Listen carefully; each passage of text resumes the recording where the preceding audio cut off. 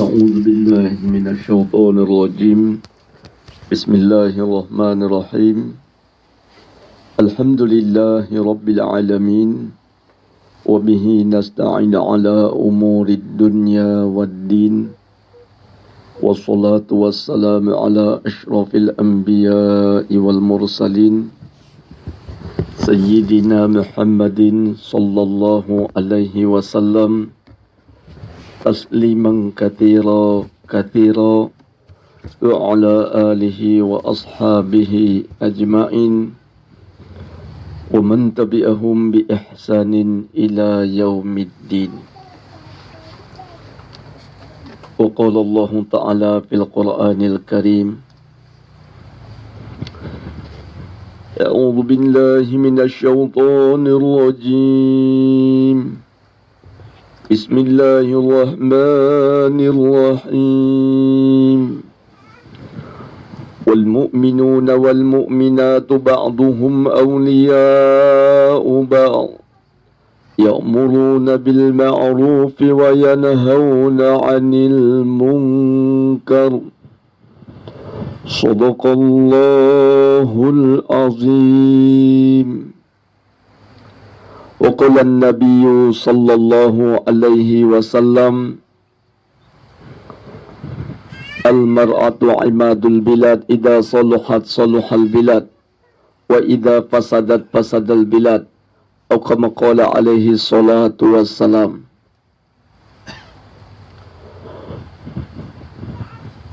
Alhamdulillah, syukur kita kehadiran Allah Ta'ala atas taufik dan hidayah daripada Allah Ta'ala. Petang ini Allah Ta'ala kumpulkan kita sejenak dalam satu majlis mulia, majlis yang membicarakan mengenai hal ihwal agama kita, agama Islam yang amat tinggi di sisi Allah Ta'ala.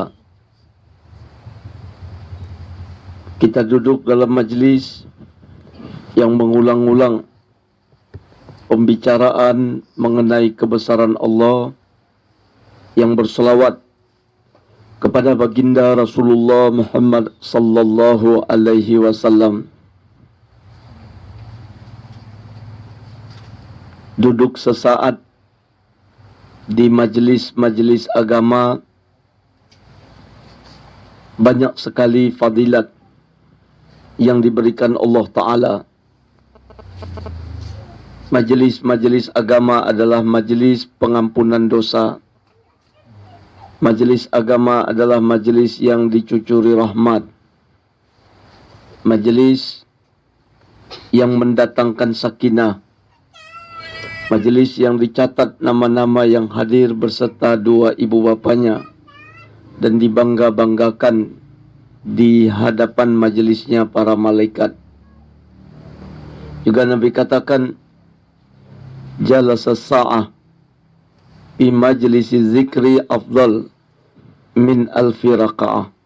Duduk sesaat di majlis yang mengingatkan manusia pada Allah Ta'ala lebih afdal daripada solat sunat 1000 rakaat. Alhamdulillah, Allah pilih kita. Di antara kita ini ada yang rumahnya jauh, padahal yang dekat sudah diberitahu dari pagi tadi tapi tidak hadir. Di antara kita ini ada yang sakit, walhal yang sehat juga tidak hadir. Di antara kita ada yang lelah, sibuk, sedangkan yang lapang masa tidak hadir. Alhamdulillah, Allah pilih kita. Di antara tanda-tanda ahli surga, sering dia berada di majlis-majlis yang diridai Allah Ta'ala. Adapun di antara tanda-tanda ahli neraka, selalu dia berada di majlis-majlis yang dimurkai Allah Ta'ala. Maka Nabi mengumpamakan perumpamaan majlisnya orang-orang beriman bagaikan lebah Mathalul mu'minin kamathalin nahli. Perumpamaan orang-orang mukmin itu bagaikan lebah berkumpul di taman-taman bunga, tidak merusak bebungaan yang ada di sana. Sekecil apa dahan tidak patah karena didatangin oleh lebah. Bahkan dia membantu perkawinan bunga jantan dengan bunga betina.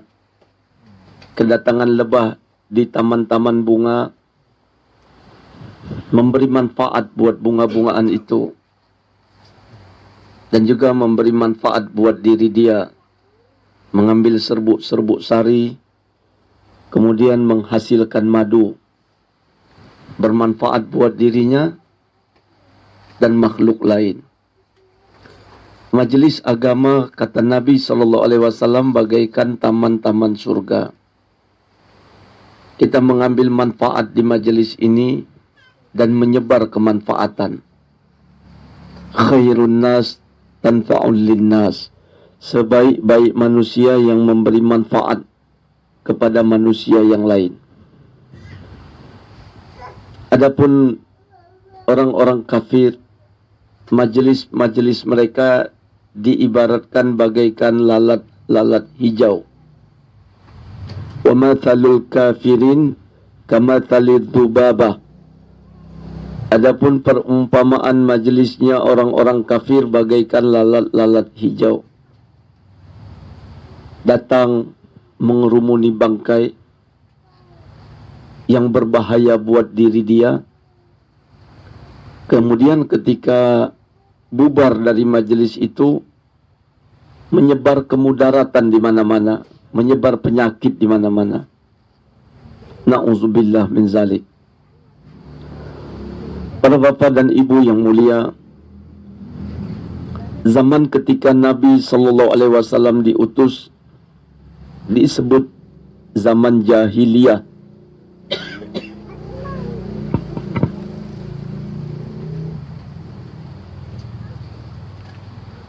Al-jahlu bimakna as-sufaha. Jahil itu artinya bodoh. Namun kita jangan terpikir mereka bodoh mengenai hal ihwal keduniaan. Ada dua superpower yang sedang menguasai dunia waktu itu, Rum dan Parsi. Karpet kerajaan Rum dan Parsi kalau diinjak tenggelam mata kaki, saking tebalnya. Raja-raja Rum dan Parsi makan minum menggunakan piring, gelas, sendok, garpu yang berbalut emas. Mereka mampu membuat tekstil, dijahit jadi pakaian. Bila dipakai di musim panas, badan kita sejuk. Dipakai di musim dingin, badan kita hangat. Pakaian yang sama tapi dua fungsi. Mereka mampu membangun gedung-gedung bertingkat tanpa menggunakan semen dan besi. Begini dahsyatnya pengetahuan waktu itu. Lantas kenapa dikatakan jahil? Mereka tidak tahu siapa Tuhan yang sebenarnya.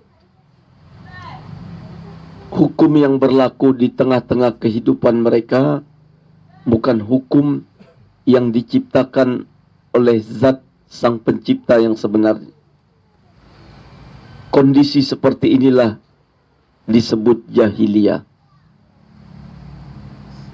Apa-apa yang diharamkan oleh Allah, itu yang mereka buat.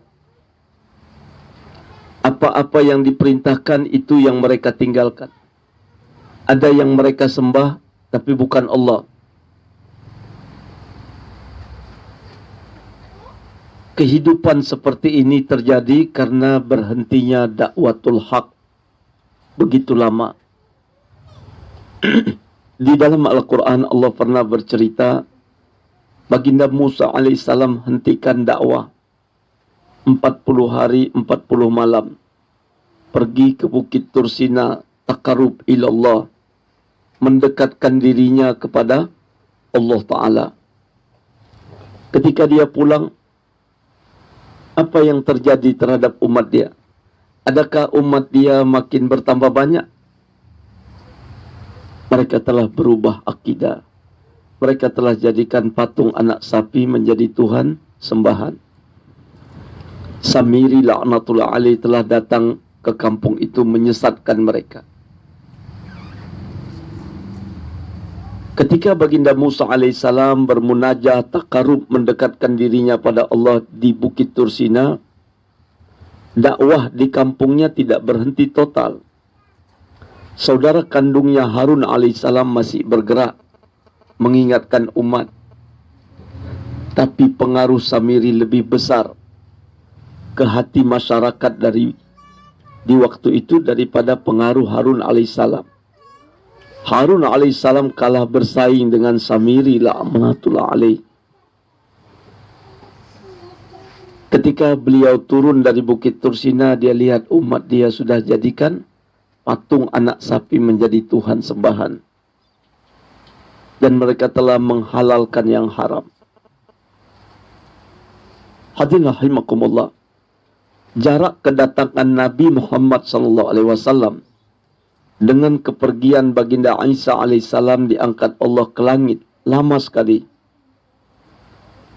571 tahun setelah Nabi Isa alaihissalam diangkat ke langit, baru Nabi Muhammad SAW lahir. Waktu itu beliau masih bayi, belum menyebar agama lagi. Usia 40 tahun baru bergerak menyebarkan agama. 571 tambah 40, 611 tahun. Da'watul haq berhenti. Kita bayangkan bagaimana kerusakan. 40 hari, 40 malam Nabi Musa alaihissalam hentikan dakwah. Umatnya menyembah patung anak sapi. Ketika itu saya katakan tadi tidak berhenti total. Saudara kandungnya Harun alaihissalam masih bergerak. Tapi kalah bersaing dengan Samiri laknatullah alaih. Sekarang ini pun keadaan menjadi rusak. Karena dakwatul haq terhenti. Kerja Nabi terhenti. Di tengah suasana yang rusak, Allah kirim Nabi akhir zaman buat kerja seperti Rasul terdahulu. Satu-satu manusia selamat. Diajar akidah yang benar, amal soleh yang benar, akhlaknya berubah. Tadinya perangainya lebih buas dari binatang yang buas. Sekarang lebih mulia dari malaikat yang mulia. Suasana berubah. Dahsyatnya generasi awalin. Mereka ambil bahagian dalam perjuangan agama, tidak menunggu Nabi wafat. Mereka gerak. Sama ada disuruh atau tidak disuruh, mereka paham bahwa tanggung jawab ini adalah tanggung jawab seluruh umat Rasulullah SAW. Bila Nabi SAW wafat, mereka lagi gerak. 2/3 penduduk dunia memeluk Islam.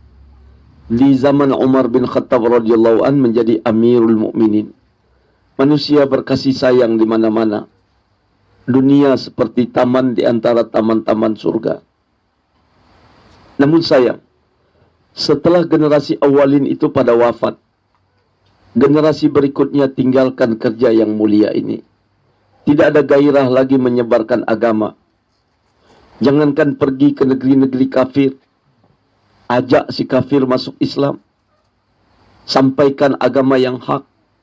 Kenalkan mereka kepada Tuhan yang sebenarnya. Tetangga di depan rumah jauh dari amal agama, umat diam membisu. Menantu dalam rumah tidak sujud pada Allah, mertua diam. Anak-anak sudah pada akil balik, tidak ada yang mengamalkan agama, ibu bapanya tidur nyenyak. Datang malapetaka besar. Petaka besar bukan badai tsunami, tanah longsor, gunung meletus. Petaka yang paling besar dari seluruh petaka-petaka yang besar, lenyapnya amal-amal agama dari kehidupan umat. Suasana jahiliyah muncul lagi. Bila dakwatul haq ditinggal, jahiliyah muncul lagi. Orang katakan jahiliyah abad 20. Ada yang sebut jahiliyah modern, jahiliyah masa kini. Asy-Syaikh Abdul Hasan Ali Nadwi rahmatullah alaih katakan, jahiliyah yang terjadi di akhir zaman ini lebih mengerikan, lebih dahsyat dari jahiliyah yang terjadi di awal Nabi membangkitkan agama yang hak ini. Dahulu mereka berbuat syirik. Memang dalam ajaran agama mereka itu tidak dilarang. Hari ini kita berbuat syirik, kita tahu itu dilarang. Dahulu wanita-wanita membuka aurat, memang itu tidak dilarang. Hari ini wanita-wanita kita membuka aurat, dia tahu itu dilarang. Dahulu mereka tidak menyembah Allah. Memang mereka tidak kenal Allah. Hari ini kita ngaku beriman, tapi kita tidak menyembah Allah. Mereka dahulu minum khamar, bahasa kita sekarang narkoba, berjudi, berzina, merampok, mencuri, membunuh, semua maksiat mereka buat. Memang dalam agama mereka itu tidak dilarang. Hari ini kita berbuat maksiat yang sama, kita tahu itu dilarang. Jahiliyah yang terjadi hari ini, jahiliyah yang dibuat oleh orang yang mengaku beriman pada Allah Ta'ala. Jahiliyah hari ini lebih ngeri, lebih dahsyat dari jahiliyah yang terjadi di awal Nabi mengajak umat kepada Islam. Hadirin hadirat rahimakumullah. Lantas apa yang kita buat hari ini? Menghadapi era jahiliyah modern ini, apa yang harus kita lakukan? Kita buat kerja yang Nabi buat bersama sahabat dahulu. Nabi adalah uswatun hasanah, contoh terbaik. Kita ini mengikut contoh yang terbaik. Kalau di awal jahiliyah berubah dengan kerja dakwah dan doa, hari ini pun akan berubah suasana jahiliyah dengan dakwah dan doa. Kita buat kerja dalam rumah, di luar rumah. Buat dakwah dengan kawasan dekat dan jauh. Korban waktu, diri, harta, tenaga, pikiran. Demi tegak tersebarnya agama Allah Ta'ala. Libatkan seluruh keluarga kita.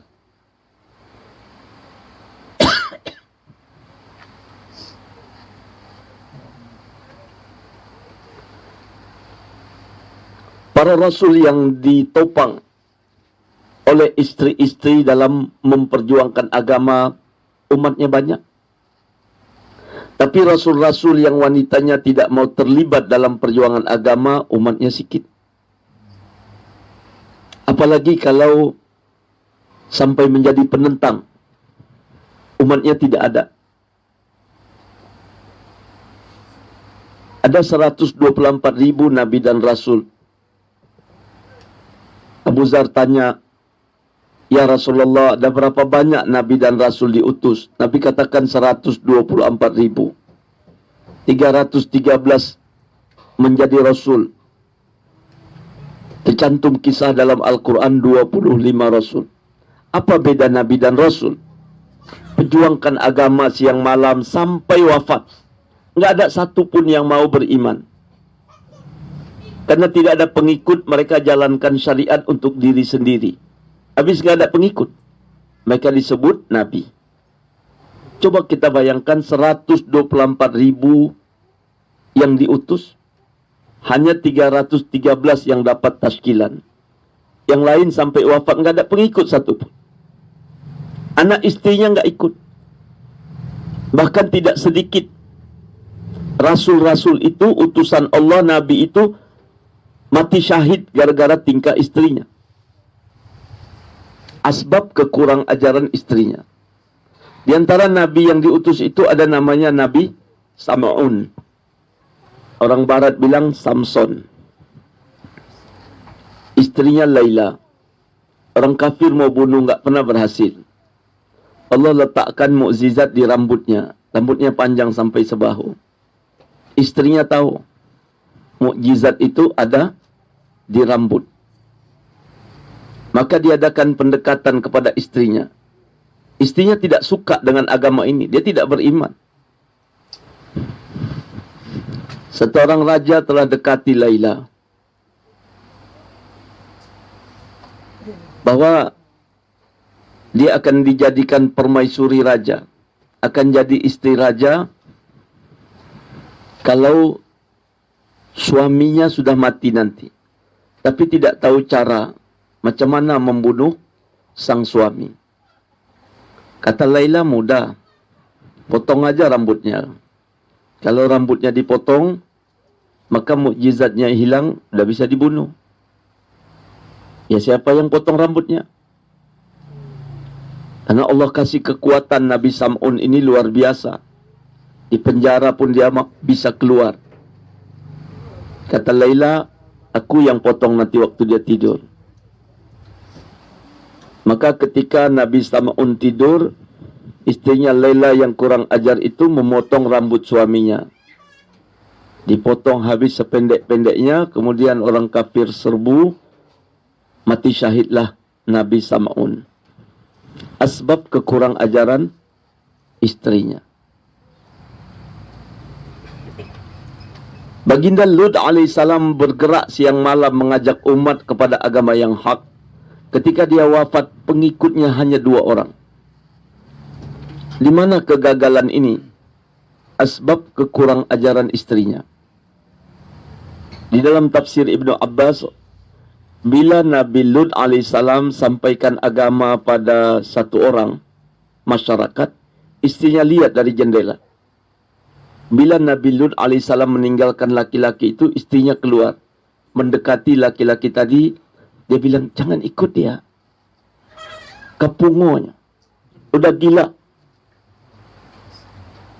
Aku tahu di rumah. Udah aneh-aneh kerja dia. Ratusan tahun berdakwah siang malam.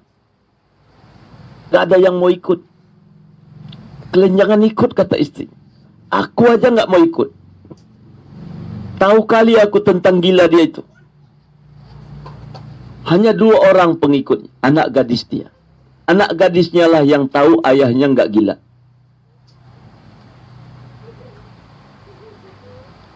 Kejahatan waktu itu, di samping menyembah berhala, mereka melakukan homoseksual, perkawinan sejenis. Istrinya jadi agen homoseksual. Sedangkan Nabi Lut alaihissalam bergerak mengajak mereka beriman pada Allah. Nikahlah dengan wanita. Aku punya anak gadis. Kalian beriman dan nikah dengan anak aku. Kenapa laki-laki kawin dengan laki-laki? Satu hari Allah utus malaikat Jibril dan Mikail bertamu ke rumah Nabi Lut alaihissalam. Seperti satu laki-laki yang tampan. Istrinya keluar, kasih tahu sama masyarakat ada barang bagus di rumah. Berkerumun, teriak-teriak kayak orang kelaparan. Lut, keluarkan Lut. Lut. Mau dikerjain orang itu Jibril alaihissalam.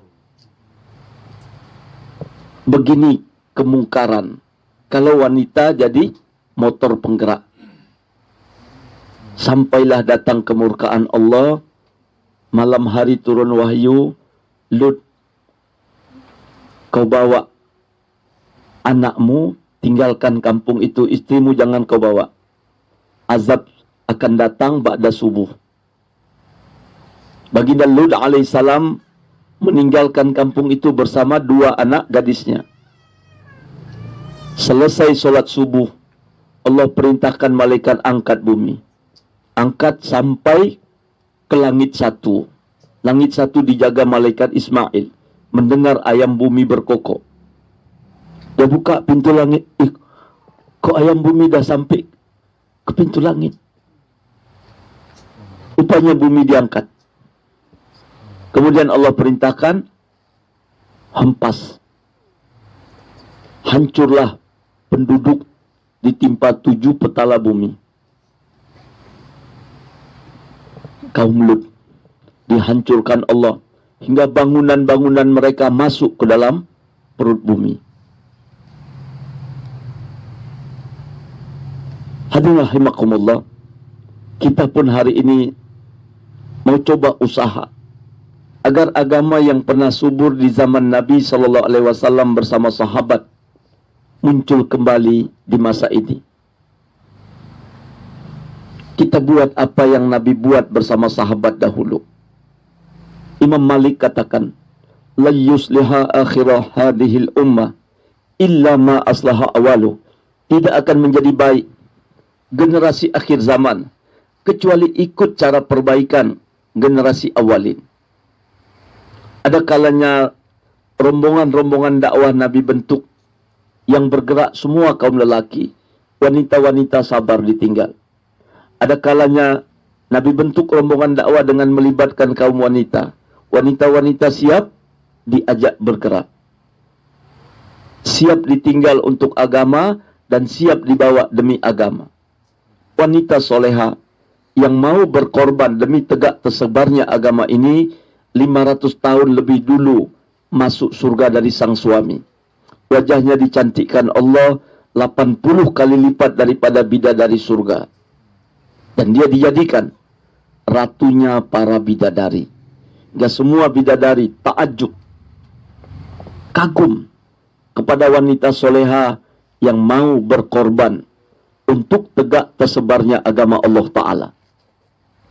Para bapak dan ibu yang mulia, beberapa hari lagi Ramadan akan tiba.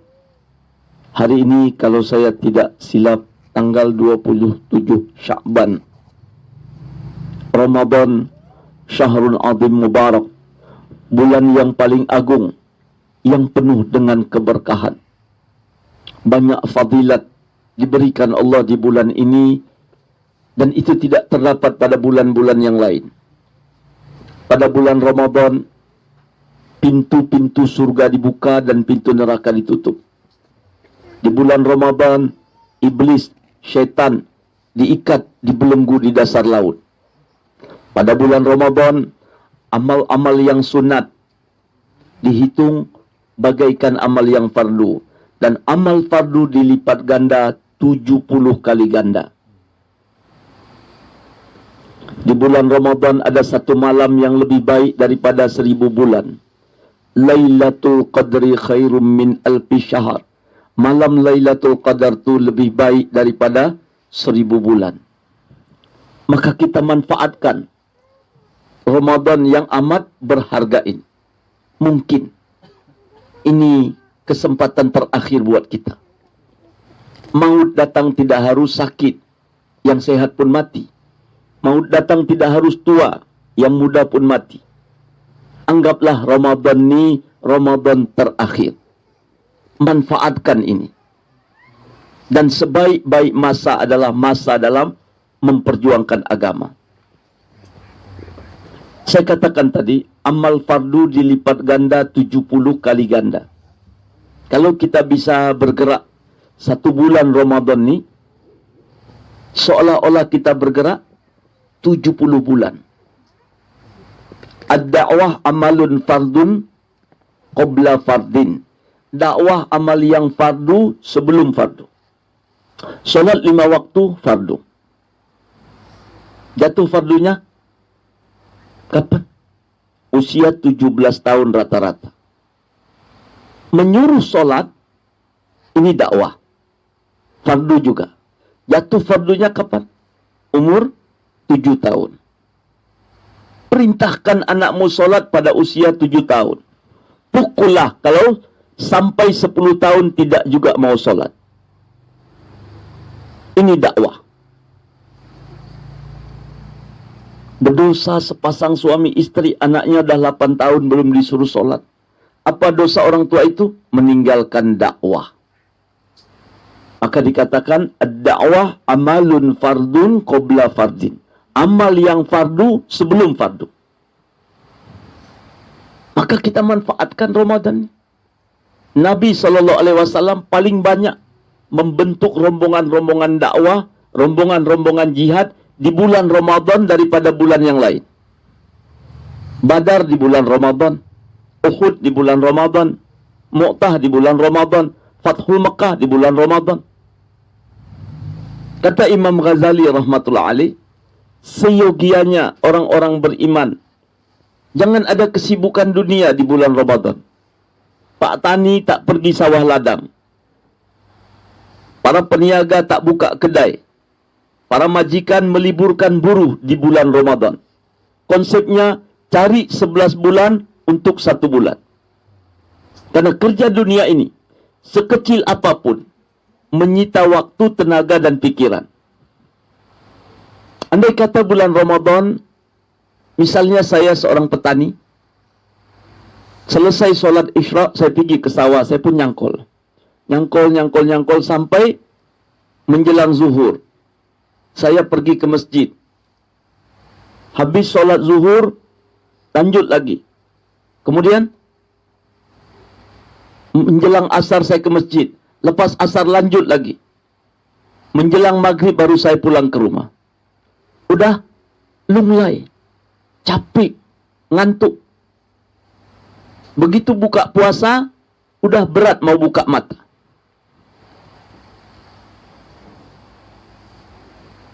Baru buka Al-Quran sebentar ba'da maghrib. Rencana dari maghrib sampai isya nggak mau pulang di masjid. Dapat 1 juz, 2 juz, alhamdulillah. Baru ta'awuz. A'udzu billahi minasyaitonir rajim. Uap 10 kali. Akhirnya orang pada ngaji, kita tergeletak di sudut masjid. Selesai sholat isya, kita bilang sama teman, nampaknya saya nggak tarawih, lelah kali saya. Pulang. Datang tamu agung. Amal tidak meningkat. Walhal Nabi sudah ajar mulai Rajab, Sya'ban, peningkatan. Ini warming up. Tapi karena sibuk dengan dunia, ini tipuan syaitan di bulan Ramadan. Di Medan ada pasar ikan lama. Tempat orang berjualan, jual kain. Itu kalau tidak bulan Ramadan, itu jam 5 sudah mulai pada tutup. Setengah 6 sudah sunyi. Tapi kalau bulan Ramadan, Masya Allah, sampai setengah 12 malam. Di mana mereka tarawih? Anak, istri di situ semua. Biasa di bulan lain, suami istri saja jaga. Tapi bulan Ramadan, menantu, anak, pembantu rumah tangga turun. Kalau kucing bisa jaga pun ikut juga ke sana. Sangkinglah kita tamaknya dengan dunia ini. Akhirnya tidak ada perubahan. Semalang-malang umatku, dia yang ditemui Ramadan sampai Ramadan berakhir, dosanya tidak juga diampunkan Allah. Enggak berubah sifat. 11 bulan cinta dunia, 1 bulan pun makin cinta dunia. Maka cari 11 bulan untuk 1 bulan. Seolah-olah kita bergerak untuk agama ini 70 bulan. Nah, kita manfaatkan. Adakah jemaah masturo atau jemaah rijal? Dan ini juga saat yang paling baik untuk kita mendekatkan keluarga dan masyarakat kepada Allah Ta'ala. Di bulan Ramadan hati umat ini lembut. Dekatkan. Saya pernah Ramadan di Malaysia, di Thailand, 2013 Ramadan Masturo di Mumbai. Kita bilang Bombay, mereka katakan Mumbai. Masya Allah, di negeri-negeri ini kita melihat remaja Islam itu lebih baik dari di negeri kita. Di negeri kita, di bulan Ramadan, remaja Islam kelewat bebas di luar rumah di malam hari. Sholat tarawih beberapa rakaat, topeng saja. Kemudian pergi melalak dengan lawan jenis sampai larut malam. Subuh jam 5, setengah 4 sudah keluar. Katanya mau tahajud di masjid. Walhal pergi melalak ke sana kemari dengan lawan jenis. Remaja kita lebih bebas di bulan Ramadan dari bulan yang lain.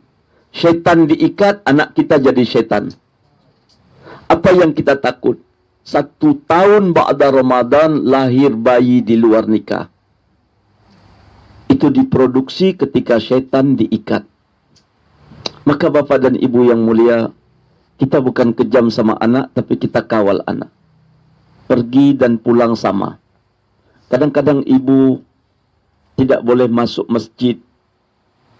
Datang bulanan, bilang sama anak, kamu sholat tarawih di rumah, sholat subuh di rumah. Nanti kalau mak dah suci, kita pergi sama-sama lagi ke masjid. Jangan biarkan anak-anak gadis kita pergi dan pulang sendiri. Kita mau jaga.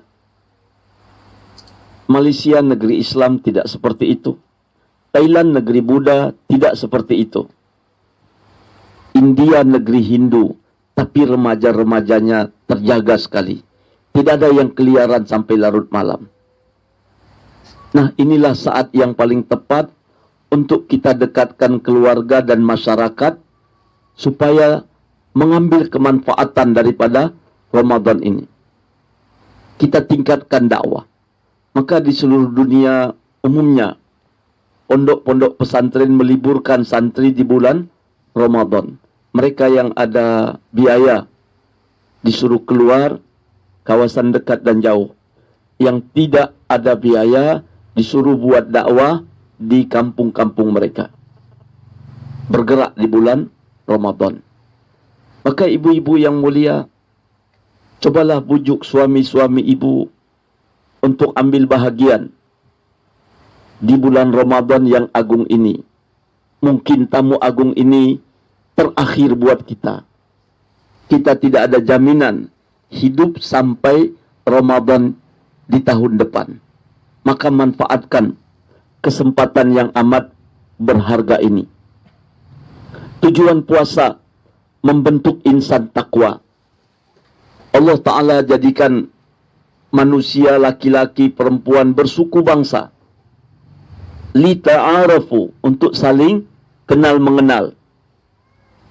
Kalau kita jumpa satu orang Thailand, kita lihat, oh orang Thailand ini seperti ini bentuknya. Kita jumpa orang India seperti ini bentuknya. Kita jumpa orang Cina seperti ini perawakannya. Li ta'arafu, untuk saling kenal mengenal. Kita jumpa orang Eropa, oh orang Eropa seperti ini, matanya biru, kulitnya merah. Inna akramakum indallahi atqakum. Sesungguhnya yang paling mulia di antara kamu yang paling takwa. Saluran untuk meraih derajat takwa di antara melalui siamul Ramadan. Tidak cukup sekedar menahan makan minum di siang hari. Kalau hanya tahan makan minum di siang hari, enggak berat untuk jadi orang takwa. Hari ini orang-orang kafir di beberapa tempat pada puasa juga. Mereka sakit bertahun-tahun, berobat sampai ke luar negeri, jutaan uang habis, enggak sembuh. Baca tulisan di surat kabar, puasa menyehatkan badan. Mereka baca, ada hadis Nabi, sumu tasihu, berpuasalah kamu akan sehat. Mereka pun puasa. Alhamdulillah dengan izin Allah sembuh. Tapi takwanya enggak dapat. Yang mereka tahan makan minum doang. Dasar puasanya bukan iman. Yang ada ganjaran atas dasar iman. Man shoma Ramadana imanan wa ihtisaba ghufira lahu ma taqaddama min zambi. Siapa laksanakan puasa Ramadan atas dasar iman dan ikhlas, Allah ampuni dosanya yang telah lalu. 1 tahun tuh diampun Allah. Macam anak bayi baru keluar dari rahim mak. Tapi tidak sekedar tahan makan minum doang. Zahir batin kita puasa dari segala yang haram. Mata puasa dari memandang yang haram. Umpamanya memandang aurat wanita, baik di alam nyata maupun di alam maya. Kuping puasa dari mendengar yang haram, seperti riba. Mulut puasa dari bicara yang haram, seperti dusta. Tangan puasa daripada yang mengambil yang haram. Curi, judi, korupsi, berhenti. Puasa. Kaki tidak melangkah ke tempat-tempat yang haram. Jangan kamu duduk, kata Nabi, di tempat-tempat khamar terhidang. Kita tidak minum khamar, kita tidak narkoba, tapi di situ orang sedang narkoba, haram kita ke situ. Batin kita pun puasa dari segala macam penyakit hati, seperti ria, ujub, sum'ah, takabur, dan lain-lain. Adakah ini boleh di luar Ramadan? Jawabnya tetap tidak boleh. Apa yang diinginkan Allah? Bila Ramadan ini dibuat sungguh-sungguh, insya Allah, ba'da Ramadan, zahir batin kita 11 bulan terpelihara dari yang diharamkan Allah. Ini hakikat iman. Nabi katakan, man qala la ilaha illallah mukhlisan dakhala al-jannah.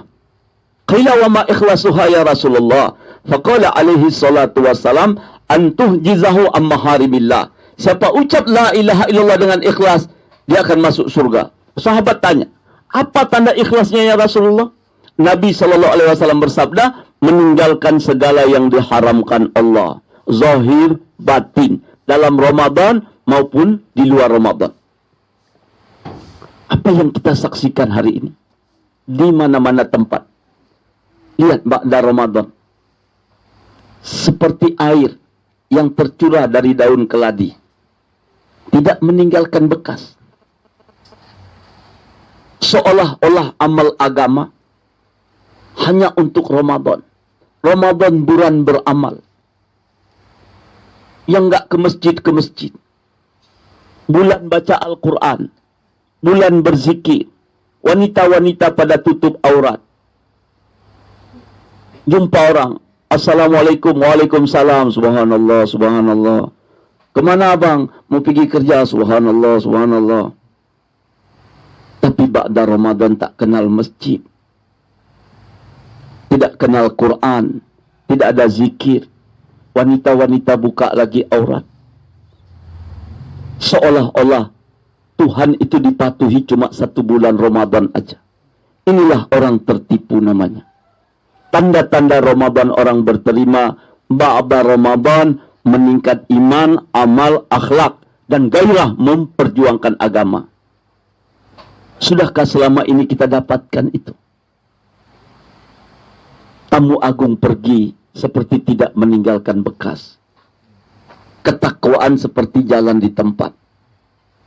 Nah, kita mau Ramadan tahun ini lebih kualiti dari tahun-tahun yang lalu.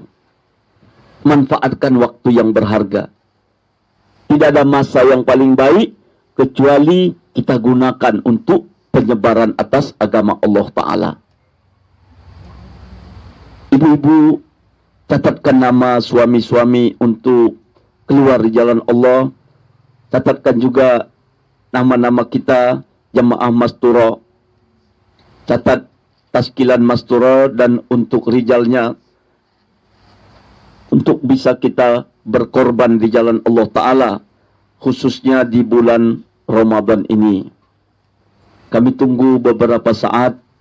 Kalau sudah siap taskilannya, keluarkan dari balik tabir, baru kita tutup majelis dengan doa.